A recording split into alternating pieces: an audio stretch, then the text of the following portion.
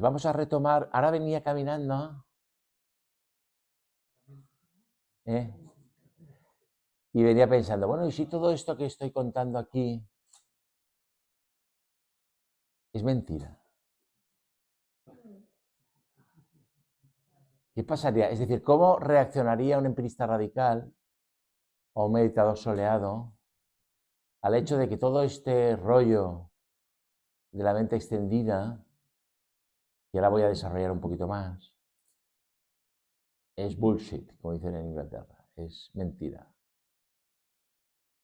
¿Qué pensáis?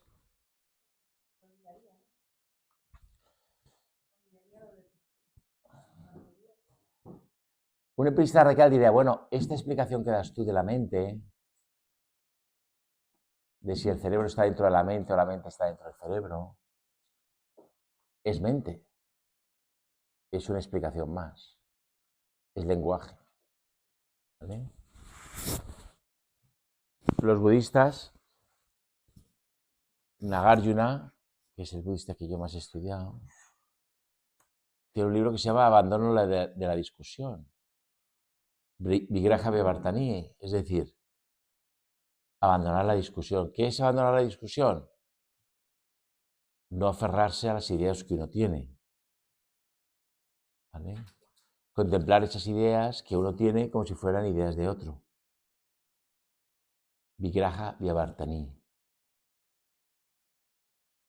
Es decir, la mejor opinión que puede tener un budista, según Nagarjuna, es carecer de opinión. ¿Es posible carecer de opinión? Es difícil. ¿Vale? Es difícil porque siempre tenemos opiniones que se nos adhieren, ¿vale? O con las que sintonizamos, con las que conectamos. Pero sí que es posible tener, como tenía Groucho Marx, una actitud desapegada hacia las propias opiniones, ¿no? Tengo estas ideas, pero si no le gusta tengo estas otras. ¿Vale? ¿Qué haría un empirista radical con estas ideas? Pues diría, bueno, son unas ideas que nos permiten situarnos en el ahora. ¿Vale? Dejar en suspenso todos los discursos y situarnos en el ahora de la percepción, situarnos en el ahora de esa mente nuestra traviesa y rebelde que está continuamente transformando impresiones en inclinaciones. Distanciarnos de ella, ver que está ahí, reconocer que está ahí, pero no identificarnos con ella. ¿Vale? Esta es la clave para mí. Es decir, todas estas ideas no nos identificamos con ellas y además tienen la facultad de permitirnos que nos distanciemos de ellas mismas. Es decir, hay una especie de autorreferencialidad, de desapego. No sé si me explico. No me explico. ¿Vale? Lo que aquí estamos proponiendo es que percepción, memoria, intención y lenguaje no las tenemos dentro, sino que están fuera. La percepción está fuera porque, como hemos dicho esta mañana, estamos en una de percepciones. Es decir, no elegimos lo que vamos a percibir cuando abrimos los ojos, no elegimos lo que vamos a oír. Estamos ya insertos en percepciones. El materialismo se descarta porque consideramos que la materia es percepción, es una experiencia de la percepción. Con lo cual el materialismo se descarta. El materialista, al empirista radical, le parece un metafísico. Bueno, tú hablas de la materia, pero yo lo único que hago es percibir cosas. Yo entiendo si hablas de la materia como un derivado o un sustrato de la percepción. Pero sin percepción no hay materia que valga, ¿no? O sea, la percepción es el fundamento. Estamos insertos en una de percepciones. La memoria. La semana pasada vi una película de Woody Allen que me gustó mucho que se llama Another Woman. Otra mujer, no sé si la habéis visto. Y la película termina con una frase fabulosa que es: Bueno, un recuerdo es algo que tenemos o es algo que hemos perdido. ¿Vale? Es una frase fabulosa. Es una historia de una mujer que escucha a través del conducto de ventilación a un terapeuta que está haciendo terapia a otra mujer que es Mia Farrow, que está embarazada y que es muy desgraciada. Y esta es una mujer fuerte, intelectual, que supuestamente le ha ido todo bien en la vida, pero que se desconoce a sí misma, ¿no? Es una película muy buena. Another Woman. Está en Filmin. ¿Vale? Y termina diciendo, un recuerdo es algo que tenemos o algo que hemos perdido. ¿Qué ocurre con los recuerdos que no se recuerdan? ¿Qué influencia ejercen sobre nosotros los recuerdos que no recordamos? ¿Vale? Esta es una pregunta muy budista. ¿Esos recuerdos que no recordamos son vásanas que han olvidado su samskara? Porque nos queda la inclinación, pero no sabemos por qué. Yo pongo muchas veces el ejemplo de la India. Yo siempre quise ir a la India, pero yo no sé por qué. O sea, me quedó la inclinación, pero no me quedó la impresión que se transformó en esa inclinación. Yo siempre quise ir a la India, pero no sé por qué. ¿Vale? Entonces eso es un recuerdo que nos recordamos. Es lo que luego la psicología y la psicoterapia moderna llamará el inconsciente. Pero esto ya está planteado en el discurso budista mediante esta idea que tienen del alaya vijnana. Es una idea de la escuela Yogacara, ¿no? Un gran depósito colectivo de samskaras. ¿Por qué la memoria es un fenómeno colectivo? Porque, en primer lugar, nosotros cargamos con la memoria de la especie, con la memoria de nuestro pueblo, con la memoria de la historia. Todo eso lo tenemos incorporado. ¿Vale? Es una memoria epigenética. Es una genética en ciertos ambientes que inhiben o activan ciertos genes. ¿Vale? Pero es que además, cuando venimos a la vida, venimos con una maleta de inclinación. El bebé nace y ya trae sus inclinaciones. ¿De dónde vienen esas inclinaciones? Los budistas dirían de una experiencia anterior. ¿Cómo manejamos o cómo lidiamos esa experiencia anterior? Bueno, pues ahí está la cultura mental budista, ¿no? Pero es un hecho que el bebé ya viene con muchas decisiones tomadas, muchos intereses perfilados. Ya sabe lo que quiere. Yo tenía una amiga que decía, no, los niños empiezan a opinar muy pronto. Ya saben lo que quieren los bebés, los niños. ¿Vale? Con lo cual esa memoria que traemos, no es nuestra, es heredada. Los budistas dirían, no, es un cuerpo sutil que se ha proyectado en este nuevo ser que somos. Pero nos da igual cómo lo pongamos, el hecho, para mí primordial, es que la hemos heredado, no sabemos de dónde viene. Y la hemos hecho nuestra, como si fuéramos yo. No, yo quiero ser ingeniero, lo quiero yo. Usted no sabe con quién está hablando. No, es algo, Ortega decía, somos una flecha en movimiento. Entonces nacemos y ya estamos en movimiento, ya estamos buscando cuál va a ser nuestra diana. Estamos buscando nuestra intención, pero nuestra memoria la tenemos y no es nuestra, simplemente nosotros la asumimos.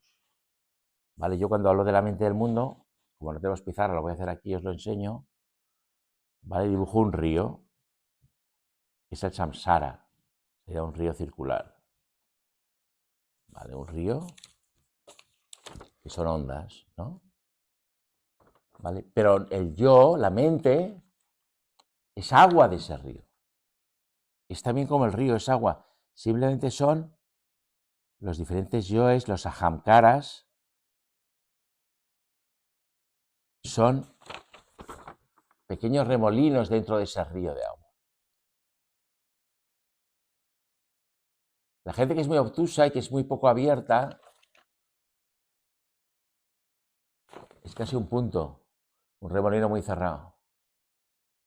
¿Vale? El taoísta, el que fluye con la espontaneidad natural de las cosas, se confunde con una ola misma de ese río. ¿Vale? Otro ejemplo que se pone en el libro es el de las vetas de la madera, ¿no? La madera es una corriente que fluye y hay algunas vetas. Esa veta sería el individuo, que es, desde la perspectiva budista, un fenómeno superficial de la mente del mundo, de una mente extendida. ¿Eh?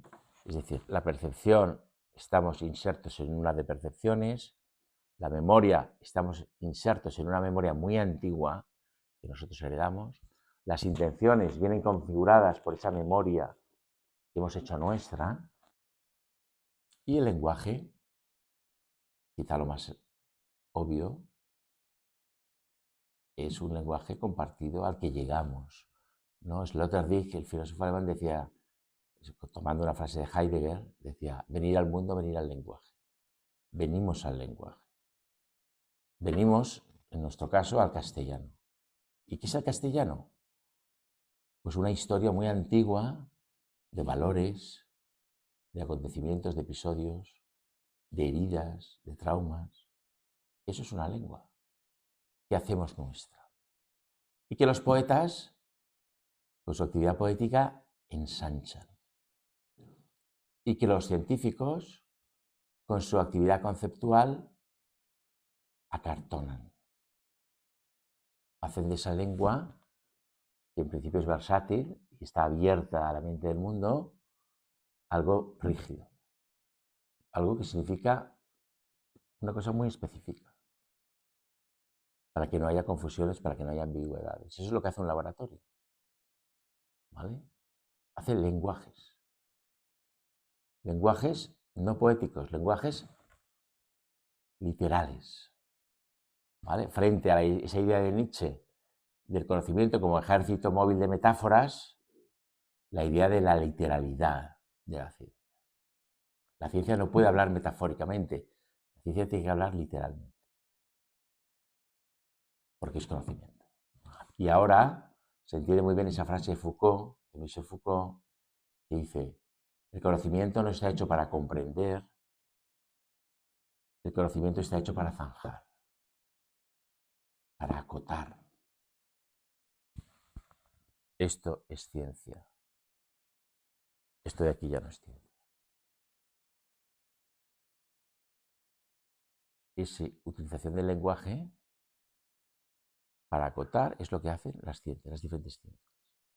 Cada ciencia crea su propia, como decía Skolimowski, espiral de conocimiento, y cada ciencia crea su objeto de estudio.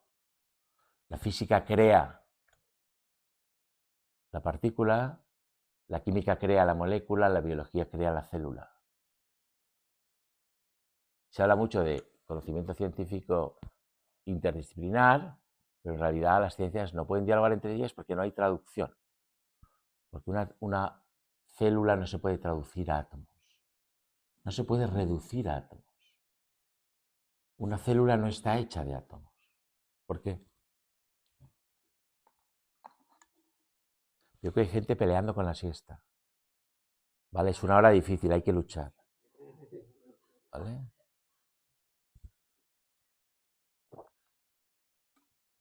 Fight, fight, fight. ¿Por qué una célula no está hecha de átomos?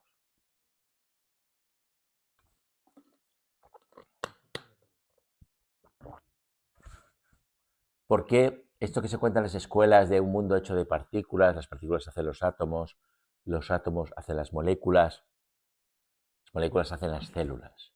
¿Por qué esa alegoría arquitectónica de ladrillos que van creando estructuras más complejas? ¿Por qué eso no es una explicación coherente o leal de la naturaleza de estos híbridos, naturaleza-cultura, que son las células, las partículas, los átomos?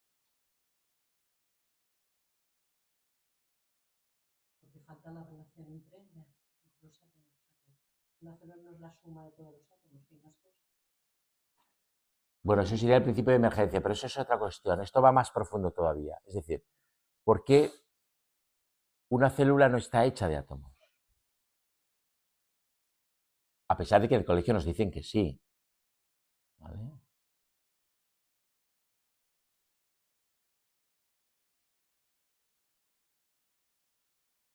Inventamos los átomos, ¿no? De alguna manera. Es una idea. Utilizamos el instrumento que queremos nosotros para verlo. Porque inventamos, porque es bicalpa. ¿Por qué? Esto lo explicó muy bien Bruno Latour. Porque un átomo es lo que Latour llamaba un híbrido naturaleza-cultura. Un átomo no es algo que está ahí fuera. Un átomo es algo con lo que yo me relaciono si preparo el experimento de una determinada manera. Y si preparo, esto es una idea muy cuántica, si preparo el sistema de observación de una determinada manera y con una intencionalidad por parte del investigador que va a estar dentro del propio objeto observado. Esta es la idea fundamental de la teoría cuántica, que es una idea que no se ha asimilado, porque es una idea muy potente. Es decir, que en mi átomo estoy yo que quiero ver el átomo. Y está un modelo teórico que ha construido un instrumento que me permite ver el átomo. Pero el instrumento que me permite ver al átomo no me permite ver la célula. Y el instrumento que me permite ver la célula no me permite ver el átomo. Con lo cual, yo nunca puedo ver una célula con átomos. Yo o veo una célula o veo un átomo. Y ese ver una cosa o la otra depende de cómo preparo el experimento y de los intereses que tenga yo. ¿Vale? Como decía Wittgenstein, la exactitud depende de nuestros intereses, de lo que queremos hacer. Esto es lo que los filósofos llaman intencionalidad. Pero eso no comprueba la física cuántica. Justamente, pues, la consecuencia epistemológica de la teoría cuántica es todo esto que estoy diciendo. ¿Qué ocurre? De facto, que la teoría cuántica es una teoría hecha por unos físicos geniales y heredada por unos físicos no tan geniales.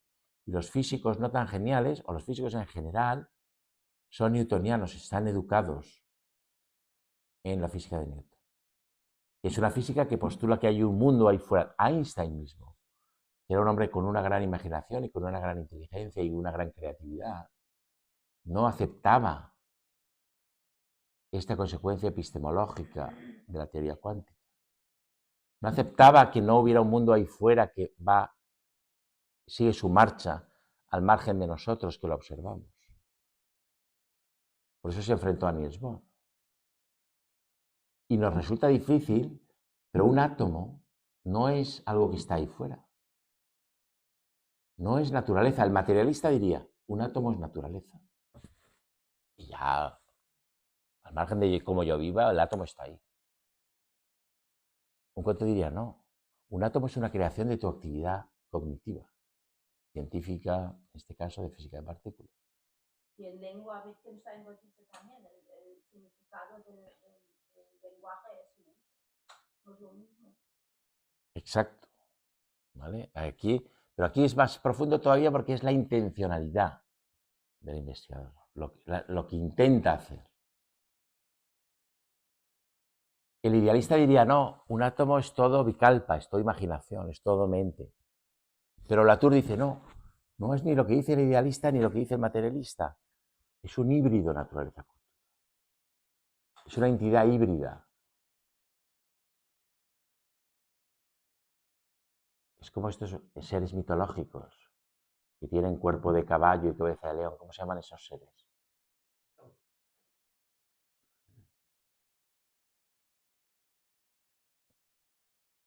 ¿Y eso qué es? ¿De dónde viene un centauro? De la imaginación. De la imaginación. De hecho, los físicos teóricos cuando discuten, entre ellos, no discuten mediante experimentos reales hechos en laboratorio, sino con experimentos de imaginación. En alemán se llaman Gedankenexperiments. Gedankenexperiments. Experimentos de pensamiento. Yo prefiero traducirlo como experimentos de imaginación. ¿Vale? Esta es una idea fundamental. Es una idea fundamental en esta época de producción masiva de datos. Y en esta época en la que vivimos en la creencia de que los datos son la realidad, cuando los datos son producto de la imaginación humana. ¿Por qué los datos son producto de la imaginación humana?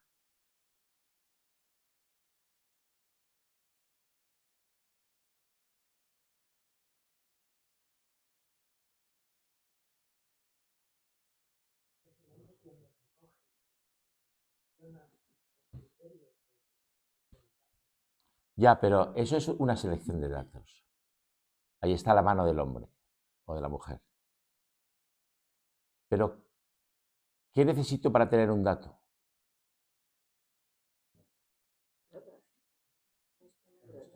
Un instrumento de medida. ¿Vale? ¿Y qué necesito para hacer un instrumento de medida? Una teoría para diseñarlo. Una teoría. ¿Y de dónde viene una teoría?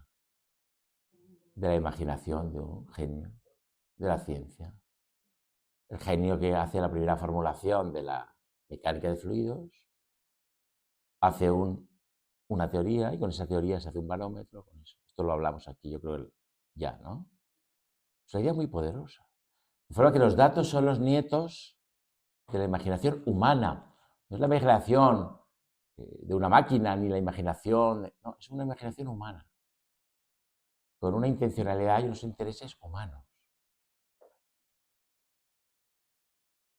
Yo siempre digo que los problemas suscitados por la técnica y por el desarrollo tecnológico, que son los problemas a los que nos vamos a enfrentar en el futuro, son problemas que hemos creado nosotros, en cierto sentido. Bueno, en cierto sentido no, en todos los sentidos. O sea, tanto la pandemia como la inteligencia artificial son cosas que hemos creado y nos vamos a tener que enfrentar a ellas. Y siempre digo que los problemas creados por la técnica tienen que ser resueltos por el humanismo, por las ciencias humanas. ¿Por qué? Porque las ciencias humanas son las que entienden la raíz de estos problemas. ¿Y cuál es la raíz de estos problemas? ¿Qué está en la raíz?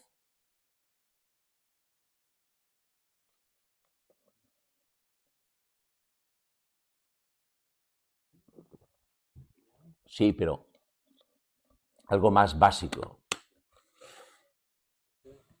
El deseo, muy bien, y algo más, y más cutre.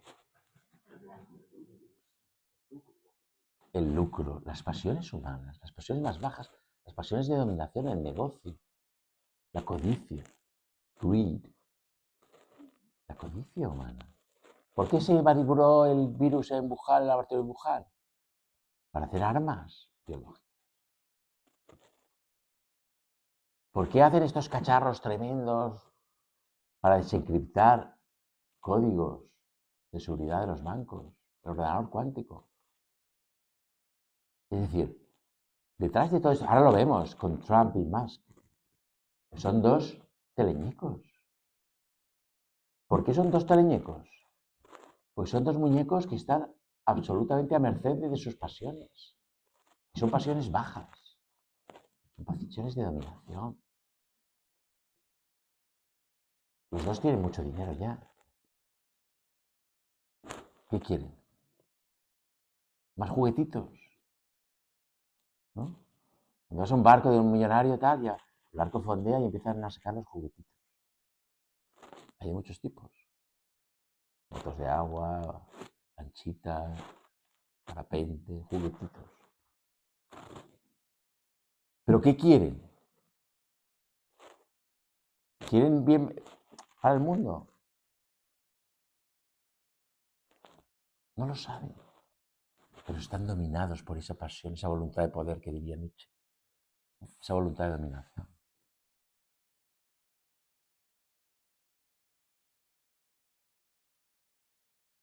Entonces, es desde las humanidades, es el humanista que es el que conoce, es el artista, el novelista, el poeta, el que conoce las pasiones humanas.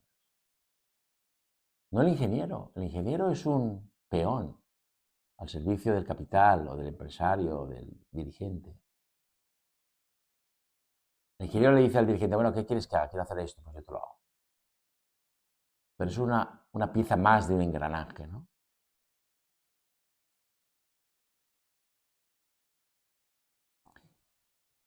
Y dentro de este panorama un poco sombrío y tétrico que estamos dibujando, ¿quién puede corregir? ¿Qué tipo de mente puede corregir esa tendencia? Pues una mente que no se identifica con sus propias producciones, con sus propias imaginaciones, con su propia actividad mental. Y esto es la meditación soleada. Y esto es lo que proponen los budistas desde hace 2000 años. Bueno, tú tienes una mente. La persona más inteligente no es el que tiene la mente más poderosa. Es la persona que sabe distanciarse y desimplicarse de su propia mente. ¿Vale? Mentes poderosas de neuróticos ya hay muchas. Muy poderosas, grandes ajedrecistas. Absolutamente atados. Son teleñecos también.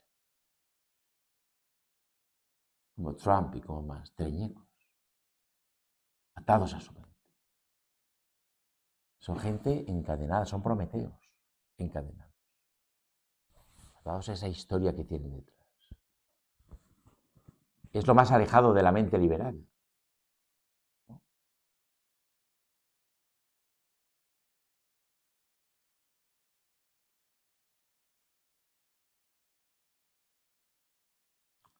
Preguntas o comentarios.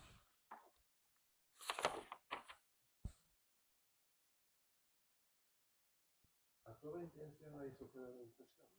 No es posible que exista una intención sin una impresión previa. Yo más que intención la llamaría inclinación. En principio no. Si somos racionales, no. Otra cosa es que tú tengas una intención o una inclinación, ir a la India y no sepas por qué. Pero un budista diría, hay un porqué, simplemente no está a tu alcance identificarlo. Exacto. Exacto. Y mucha gente, yo creo que la gente más libre, que se mueve intuitivamente, es la gente que no le preocupa mucho de dónde viene aquello. Por ejemplo, yo de niño era muy travieso. Y mi padre es una persona de orden. Y una vez me dijo, Juan, ¿a ti eso de dónde te viene? Dice, porque ni tu madre ni yo, tal. Y yo le dije, no lo sé, pero es que me sale, me nace. Y no me preocupa. Un neurótico igual se preocuparía. Hombre, te puedes preocupar si lo que te nace es sacar una metralleta y cargarte, ¿sabes? Entonces sí, tienes que indagar y para eso están los terapeutas.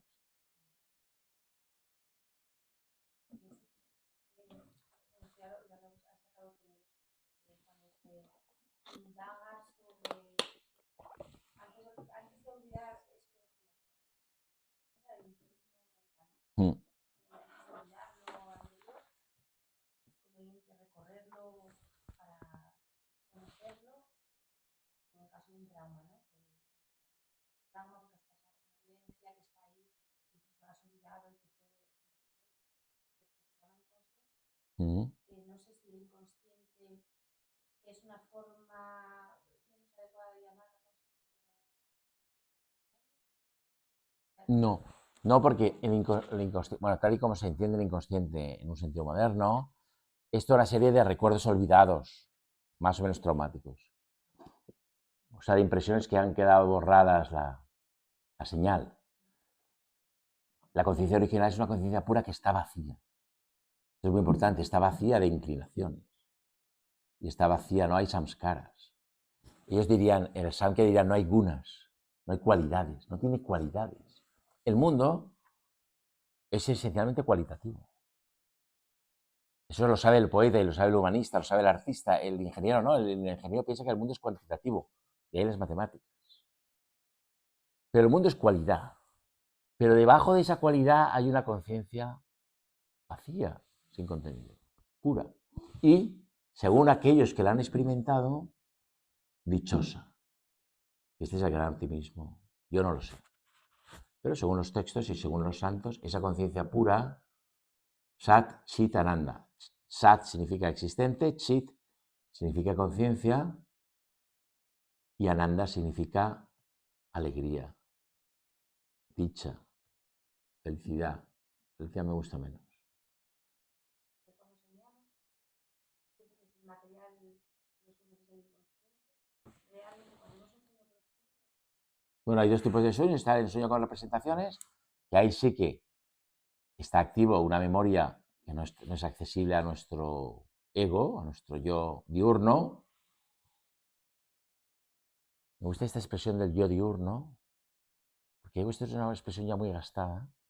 Pero entonces, por eso los sueños nos sorprenden. De repente hay un giro en la trama del sueño, porque tú eres el creador, pero tú conectado a la mente del mundo. Simplemente en sueños estás más conectado a la mente del mundo, estás más abierto a la influencia de la mente. Que en la vigilia, que parece que eres un individuo, porque tienes un cuerpo. Tienes un cuerpo, pero tú no eres tu cuerpo, tampoco eres tu mente, tú eres lo que hay debajo. ¿Vale? Y el sueño profundo se desconecta la mente, pero claro, hay oscuridad. Se parece, Ramana decía que el sueño profundo se parece al Nirvikalpa Samadhi, pero el Nirvikalpa Samadhi es luminoso. Dice que el sueño profundo es oscuro.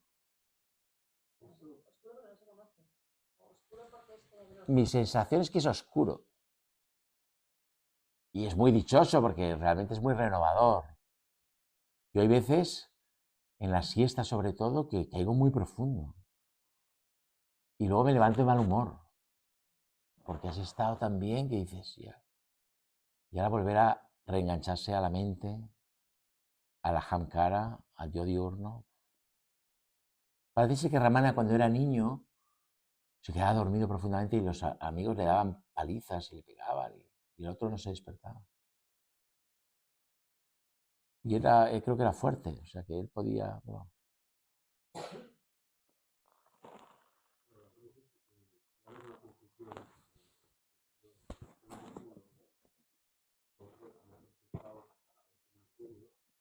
No duermes de la misma forma actualmente cuando en una determinada experiencia.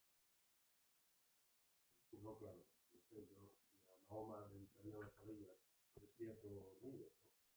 Pero, por ejemplo, en un curso de milagros, con dos psicólogos clínicos en una universidad americana, donde ella se levanta por la mañana y escribe.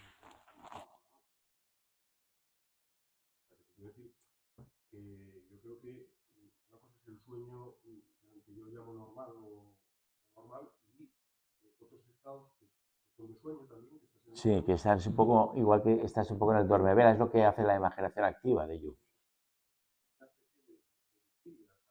Un duermevela, un in-between. Cuando tú empiezas a meditar, empiezas a pensar que duermes peor, pero sin embargo te levantas muy descansado. Entonces no estás en un sueño profundo en la situación. Es una pregunta, ¿eh? Sí. Es una cuestión porque, claro, cuando aparecen en todas las tradiciones, hacen cosas que son soñadas, que dichas en sueños.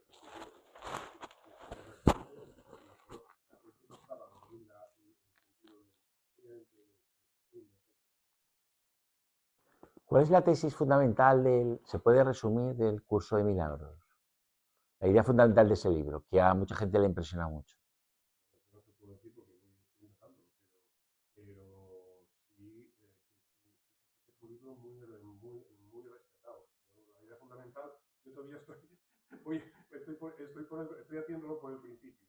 Pero es un curso donde tú te formas o... No, el curso de milagros, ¿Alguien lo ha leído? yo parcialmente. Vale. ¿Tú lo has leído, Susana? Un tratado de psicología muy impresionante, porque es que fue una canalización de unos psiquiatras en Estados Unidos. Empezó una de las psiquiatras, empezó a escribir y creía que se había vuelto loca y se lo sigue para adelante, que es un tratado de psicología impresionante.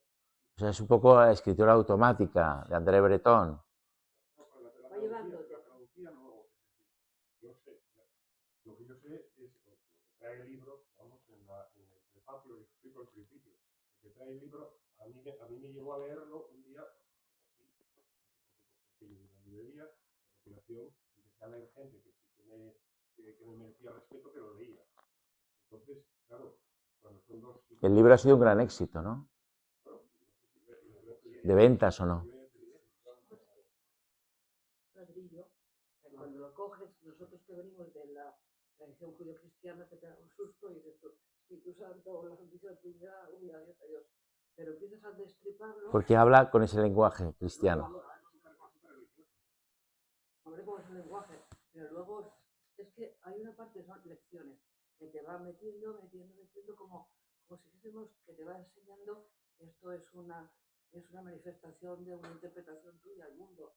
Pero claro, te lo van haciendo poquito a poco, con lecciones de que esto no me pertenece, esto no soy yo, o sea, pero en el fondo es que es muy rico, Al final es todo lo que no existe. ¿Sabes? Es que tiene cada lección, está dividido en dos partes. El curso, lo que tiene cada lección tiene unos ejercicios. Que uno practica. Si quieres hacerlo bien. Cuando te vas a dormir o un rato. No, pero si quieres hacerlo bien, todo eso tiene una lección diaria. Y luego hay el libro de ejercicios, y luego hay algo un poquito más avanzado, y luego hay, tiras el libro y te quedas con el vacío. No quiere decir nada, pero esto también es decir, que hace una interpretación y unas cosas del libro muy poco adecuadas. Ya. Hay grupos de gente que trabaja el libro del curso de milagros y se ayuda, pues si tú me vienes todos los días diciendo que estás malísimo y no te hago ni caso, te digo, si yo te lo corroboro y te digo, es como los del observador que modifica lo observado, un poco va por ahí también. Bueno, ya sabes. No es que el observador. Bueno, vamos a ver. Es que todo es observación. Todo es percepción. Pero eso no quiere decir que uno cree el mundo. Porque claro, el gran error del idealismo es pensar que uno proyecta el mundo. No. Uno está en la mente del mundo y está en esa percepción y participa de esa percepción extendida, ¿no? Por eso decimos que la mente no está dentro del cerebro, sino que el cerebro está dentro de la mente. Y la mente no tiene una localización. Esto es una idea que repite mucho Robert Spira. La idea de localización es un pensamiento más, como la idea de espacio y la idea de tiempo. Y la mente son ese conjunto de pensamientos y percepciones, ¿no? En continua fluctuación.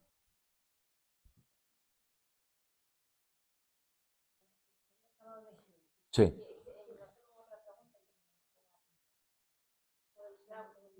recuerdos traumáticos o las vivencias traumáticas, como ahora parece que hablan más hay algunas investigaciones de MDR, juicios oculares, y luego está la psicoterapia, la vinculación emocional, que la persona puede hablar, ¿no?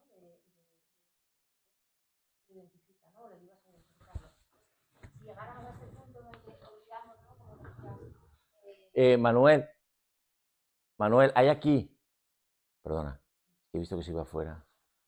Creo que hay ahí. Perdona, ¿eh? Eso que el recorrer, vamos a llamarlo así, estas vivencias. Mira ahí. Mira allá. No, ¿dónde estás? Ahí. Vale, perdón. Da igual. Sí, no quiero que salgas a... Ah, vale. No, pues del baño, del grifo. Perdona, perdona. Es que me estoy quedando seco.